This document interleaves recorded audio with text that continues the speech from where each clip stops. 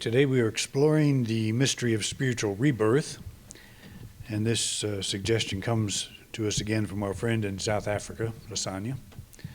She asked last week to have a talk on this. What would it look like? What does spiritual rebirth look like? And it's not an easy question to answer, although I'll do my best to try, because I think it means something different to everybody, to each individual. But we know where the idea kind of begins is when Jesus is talking to Nicodemus, who says to Nicodemus that you've got to be born again, reborn, and Nicodemus can't figure out what he's talking about. What's this mean? And he thinks he's talking about physical birth, physical rebirth. How do you enter your mother's womb again and experience a new birth? So that's always the challenge of talking about spiritual things, about spiritual ideas, because they are abstractions. And even when we use parables like Jesus did, like many spiritual teachers have done, it's not always easy to, when he said you have to be reborn again, that's kind of a indicator that, life is like if we're watching our trees and our flowers and things like that, be reborn again in the spring. But we're not seeing new bodies. We're seeing the new life coming through the old body, through the old way. And that's kind of what we're thinking about. That's, I'm sure, what Jesus was talking about, because he wasn't talking about death. He wasn't talking about dying. But to be reborn is to see ourselves from another level, from a higher place. So using a term like rebirth, we may be tempted to think of reincarnation. We're not talking about reincarnation. Reincarnation is the same soul being born into a new body. Rebirth is the same soul awakening to a deeper experience within the same body. We see spring rebirth in a tree that went dormant for the winter. It's the same tree with new life. So even that is kind of a difficult metaphor to grasp, if we use that. But it is true. We are spiritual beings, whether we know that or not, whether we understand that or not. The truth of us is that we are a soul. We are eternal beings. And we lose sight of that. We focus on our life as the tree rather than our life as the life of the tree, the soul of the tree. What is a tree? If you really try to define that, as somebody has said, you can't define a tree without including the entire universe, because the tree we know depends on the sun depends on the galaxy that it's in, the galaxy it's in depends on the cluster of galaxies that's in, and it just goes on and on. There's no end, so you can't say that's a tree. It's just a tree. It's just something that stands by itself. It's all of these things that if any of them stopped, the tree would stop. And so what are we? What am I? And that's the challenge of what Jesus was good at doing was provoking people, provoking new ways of thinking about current conditions.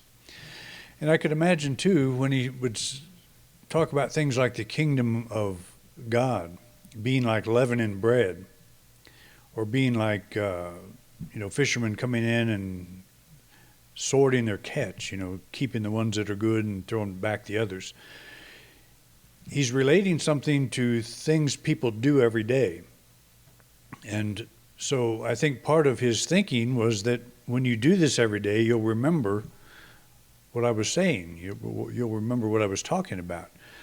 So when you're making the daily bread, as the Jews would do, that was they say up to 90% of the nutrition came from the bread that they made. That was a big deal. So you made it every day, and the women usually got up, I guess, early before the men did, made the bread. But you can imagine doing that with that thought in mind. I put this leaven in the bread and imagine this expansion. What was he talking about? When he said kingdom of God is like leaven in bread.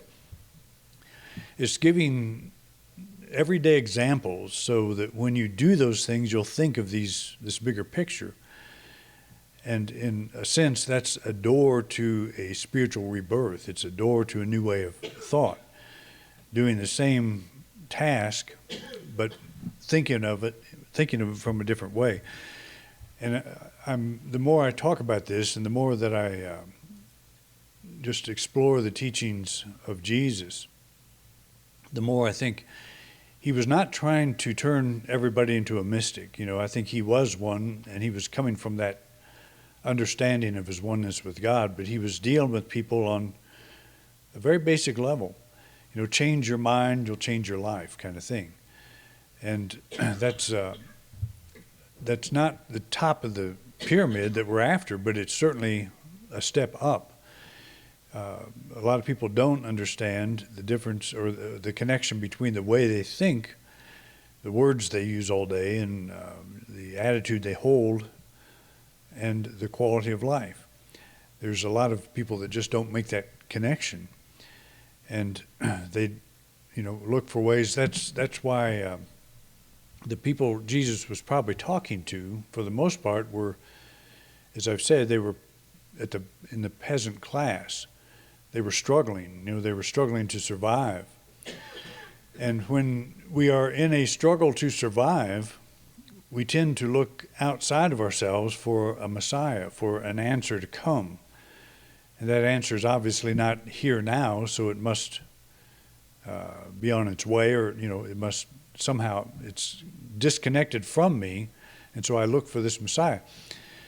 And that's one thing that's interesting. Anytime you see the apocalyptic writings in the Bible, like the book of Daniel in the Old Testament, for example, or Revelation in the New Testament, both those books were written at times when the population, the Jews, were under severe persecution. And the book of Daniel came out around what's known as the Maccabean Revolution. It was a revolt against I think it was Persian. Antiochus Epiphanes was the guy's name. He was a brutal murderer and just did some horrific things to the Jews. And so these apocalyptic books come out that promise a Messiah's coming. Revelation, it was the Romans, persecuting the Jews. So, but that has a lot of bearing on us personally when we are under persecution of some kind. And it can be just something we're worried about, something that, we can't get off our mind, something that we don't know how to resolve. We start looking for something outside of ourselves. And that's where a teaching like there's something in you that's greater than that which you're facing. And how do you tap that? How do you experience a spiritual rebirth? That to me is what Jesus was talking about. He was talking about people who were into survival. And I don't think he was, as I've said many times now, an apocalyptic prophet. I think he was a mystic, but he was dealing with people at the mind level. He was kind of at the positive thinking level. And we can all understand that. We all appreciate people who have written books from that point of view. How many of you have read Think and Grow Rich? Or how many of you were familiar with Norman Vincent Peale or Robert Schuller? Even this guy, Joel Osteen. Very much the same thing, only more of a fundamentalist. But it's making the connection between mind and how our life shows up. And so I think that Jesus was coming from this awareness that, the mystic taps that infinite presence within themselves. They know that they are much more, and they know the person that they're talking to is much more than they believe. But how do you pass that on to somebody else you start with thinking about how is your mind, how is your thinking, how does that affect your life? How does that affect the outcome of something you're involved in? If you are a person who, as I again have pointed out, that if you're born into the poverty of a fishing family, you're going to say, I don't have any choice. That's my lot in life. And so I'm going to, as I struggle through life, I'm going to start looking for some help outside of myself, a coming Messiah. I'm going to look for something that's going to come from the outside and fix myself or fix my life. And so a guy like Jesus comes along and says, you have the power to say to this mountain, be cast into the sea, and it will be done for you if you believe it, even if you have faith, very tiny, the size of a mustard seed, that if you have just that much faith. So that would be a very encouraging message to anybody.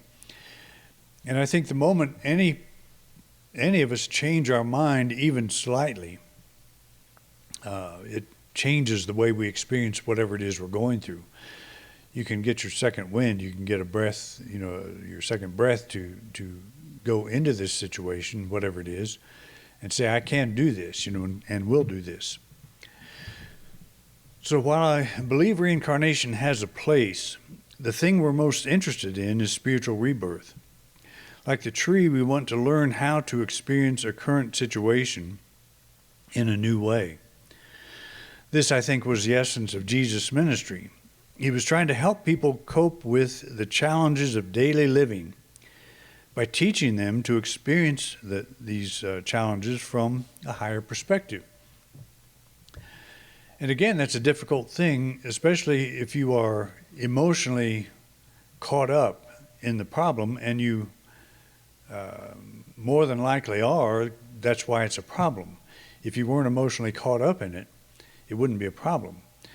So to stop yourself at any moment and say, I won't continue to buy into this, I won't continue to react to this in an emotional way that is a deficit to my peace of mind, that is a problem, that I do have the ability to change the way that I experience this thing.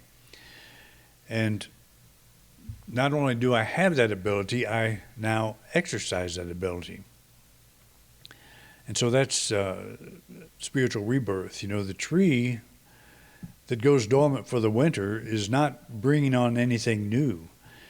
It's that the environment outside, and this is just an illustration, but the reason that life is not present is because it got colder.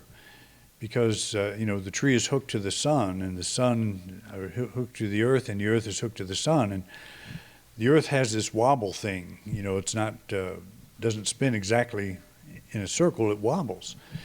And that wobbling it makes things like winter happen. I was listening to a person talk about the Sahara Desert. And, the Sahara Desert, not all that long ago, like 50,000 years, it's a little longer than most of us have been around, but geologically speaking, it's not a long time. But the Sahara Desert was green. There were trees, there were oceans, there was all kinds of cool things. They find whale bones in the Sahara Desert, and a lot of them are young whales. And they think it's because there was kind of like in Florida where it's swampy and the mangrove trees grow out, they find mangrove roots fossilized with these whale bones. They think it was kind of an area where it was a nursery. So the earth does its wobbling thing and it flips back over and we have a Sahara Desert. And it's just hard to imagine whales, in there, but that was actually a sea bottom. Just like here, this was a sea bottom at one time. And that's hard to comprehend, but that's, it's all, the whole universe is connected. So the tree that seems to lose its life, the life is not gone, it's still there. It's just that the environment that allows that life to come forth and bud is tree buds and flowers and all that is different. Well, what is our atmosphere? What is that controlling aspect of the life of us, of our creativity and all. It's our emotion, it's our thought, it's our self-talk, what we talk about in our heads all day long. We can create the atmosphere that brings this new life up and these new buds and new flowers and all of that. That's what sets us apart from the tree. One of the things that sets us apart from the tree. There's a couple of other things, but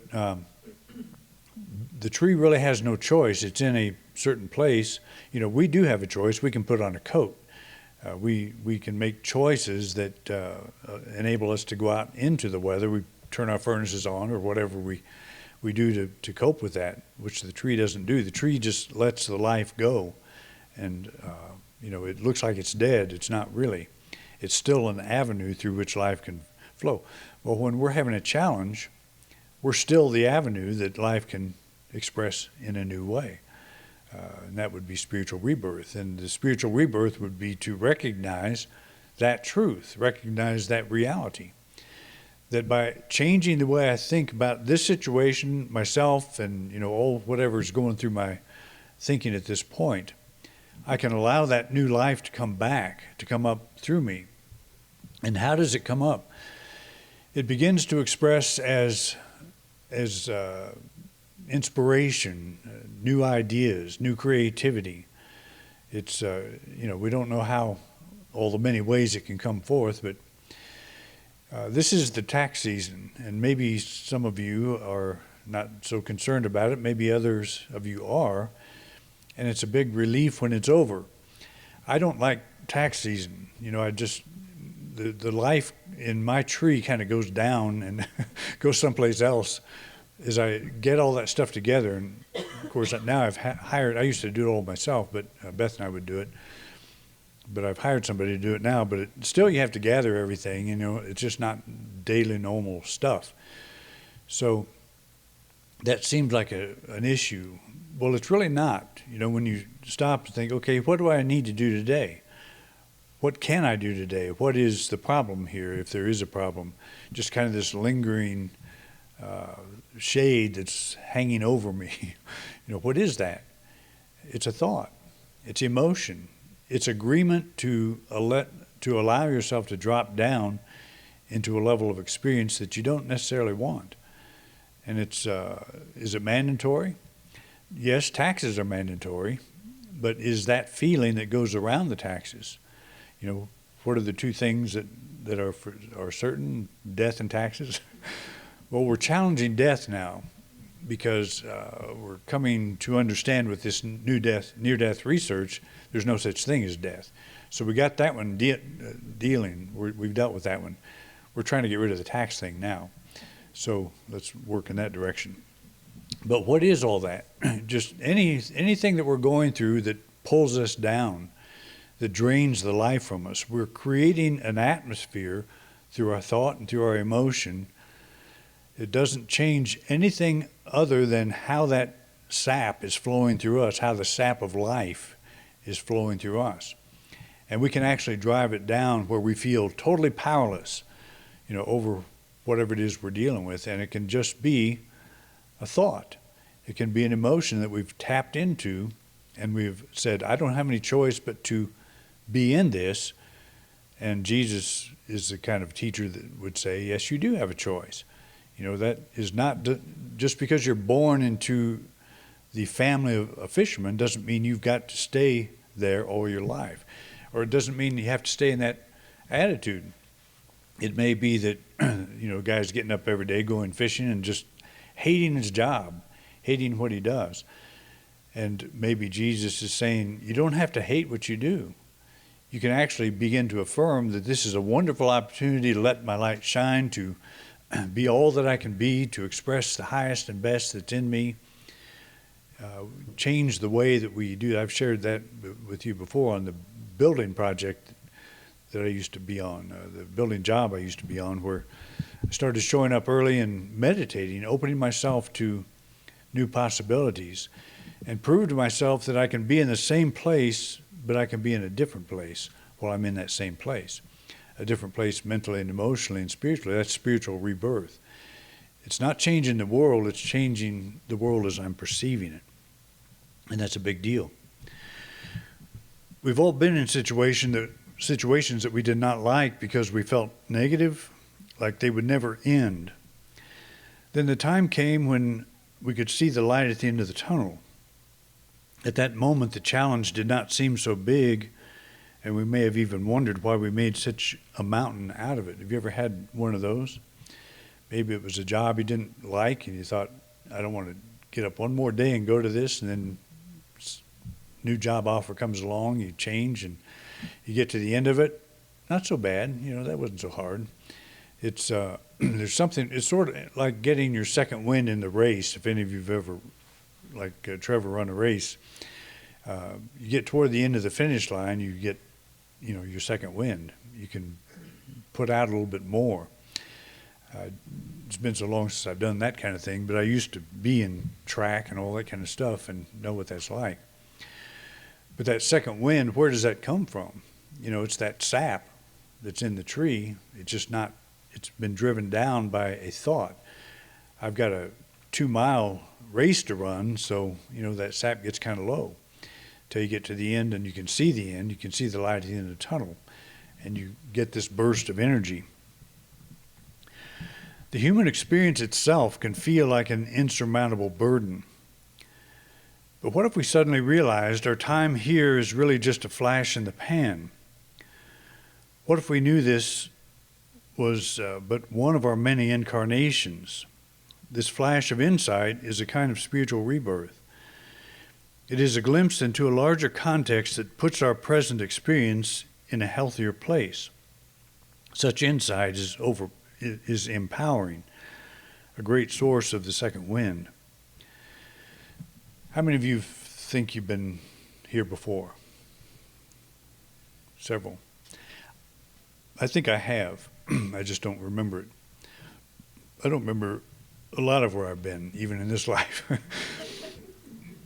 So I think it's kind of a blessing that we don't carry memories of past lives around. And I wonder sometimes about people that want to find out, what was I, do regressions. And I understand why they might do it, because there might be a problem that they're confronted with. Maybe they have a fear of fire or fear of falling or whatever that was happened to them. That's how they met their demise in a past life.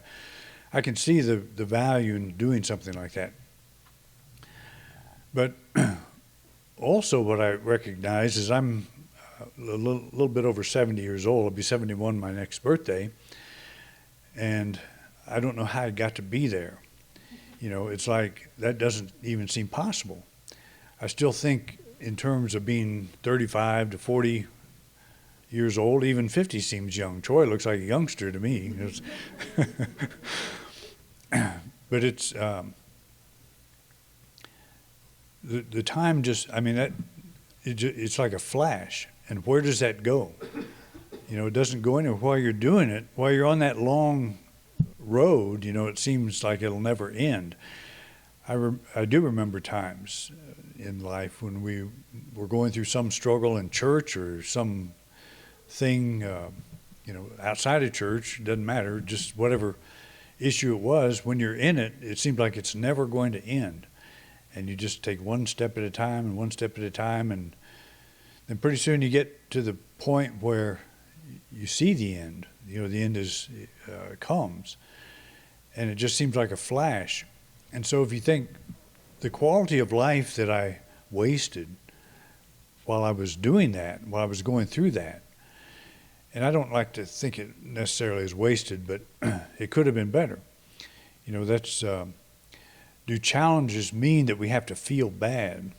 Does it mean that we have to be in a dark place? Does it mean that we have to go down to places that we just don't want to be? And I think that's what we are looking for with this idea of spiritual rebirth. Can I be on one of those roads that seem like it'll never end and be able to lift up my eyes and see the fields are already white for harvest? That I'm in the infinite right now. This is my life right now. It doesn't matter how many incarnations I've had. I'm in this one right now, and I'm on this place in the road right now. It's the only place I can be. And I think that's, I guess my logical, positive thinking is, why would I want to go back and see what lives I've had when I'm not fully appreciating the one I have now? You know, this place that I'm at. This is my life. And it's really a blessing, I think, even to realize, to be here now. Because it's going to be over before I know it. It's going to be over. But life's not going to be over. Just this one will be over. This part of my life will be over. I think it's helpful to think that way. There's nothing negative about it. You know, you're in a place in life you don't really want to be, so you think to yourself, this is the only place I can be. There's no other place I can be. I'm here. So why am I saying I'm going to make this a miserable place? You know, why would I say that? I wouldn't do that intentionally, but we think we have no choice. I was born into this. You know, this is not my idea. I'm here by some fluke. But so you're here by some fluke. What do we do with this fluke? Do we allow that to determine the quality of the life we're in now? We do make that choice, but do we have to?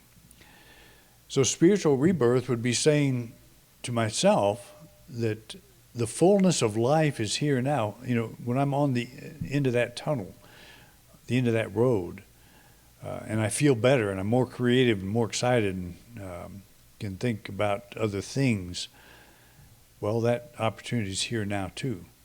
I can do the same thing right at this very moment. So kind of a challenge to think that way. It's a responsibility, but it's very possible, and we can prove it to ourselves, every one of us. Spiritual rebirth is not about changing the world, it's about changing the way we experience the world. Affirming our true limitless spiritual nature lifts our vision to broader vistas. I am a spiritual being going through this earthly experience. This physical body is my soul's interface with this, you know, with this planet. And I have to have it if I want to be here, and I do want to be here. I don't have any desire to exit at this moment. I realize that I will be exiting one of these days, and a lot sooner than I would yesterday, one day at least. But it's not something I would look forward to. I want to be here. This is where I'm living. This is my life. Could I look back on this moment and be proud of myself for the way I handled it? I think that's a good question to ask ourselves. If I look back on this time, on this period, this challenge I'm going through, if I could look back on it after it's over, would I be proud of the way that I went through it, that I handled it? Did I invoke my spiritual principles, my understanding, the things I've learned? Or did I let them be crushed? You know, were they the first casualty that went out when this thing popped up? That's usually what happens. It's our knee-jerk reaction is the old way of dealing with something. I don't have the wherewithal to handle this problem, so I'm going to worry about it. I'm going to fear it. I'm going to make it bigger than me. So could I look back on this period right now and be proud of the way I handled it from a spiritual perspective? It's a good question, I think, to ask ourselves. Just as the countless challenges we've encountered in the past have faded from our memory, so that challenge that plagues us today will be as nothing tomorrow. This too shall pass. That's a good affirmation, a very simple idea. This too shall pass. And why is it that when we're in the middle of it, it doesn't seem like it's going to? And yet we've been through a million of them. We've been through a million valleys of the shadow of death, you know. We're all familiar with that place. But it always passes. We always just keep walking and we come out the other side. And so the spiritual rebirth, to be born again, is to say, okay, I'm not subject to this appearance, that there's something in me that's greater than that. And I'm able to pull on that now. I'm able to call that up. Will I do it? Yes, I will, because I just went to church and I learned again that I had that ability. We do not ignore that which is ours to do. We pay our taxes, but we do it from the strength of knowing this too shall pass. Spiritual rebirth occurs the moment we open our eyes to the truth of who and what we are as spiritual beings. Well, that's happening all the time. We forget and we remember. We forget and we remember. And we don't ever forget. It's just that we stop doing it. And we feel guilty because we do remember. We say to ourselves, I shouldn't be acting this way. Many people I've talked to through times of challenge is, I should be handling this better. So you say, well, why aren't you? You should be. You should be. Why are you handling it so bad? Why are you making yourself suffer? Because it always comes back to that. Why am I making the choice I'm making to have the experience I'm having? The spiritual rebirth is to say, I don't have to do that. There's another way. Thank you for watching this week's program.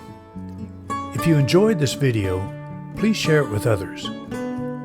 We want to reach as many people as we can, and we appreciate your help. We have many subjects in our video lineup, so feel free to take a look. If there's a topic you don't see and would like me to address, just put it in the comment section. I'd love to know what's on your mind.